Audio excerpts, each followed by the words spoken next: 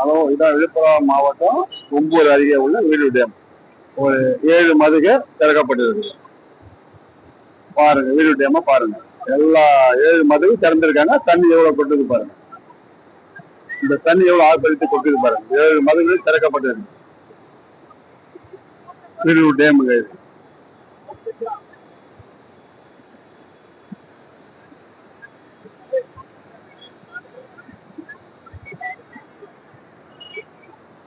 பாத்தீங்களா? இந்த டேம் பாருங்க.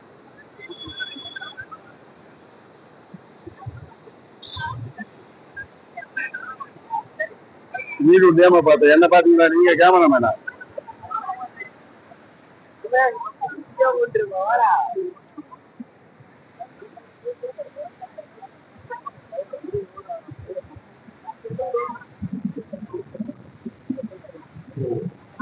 எங்கேயும் பாத்துறீங்களா கேமராமேனா?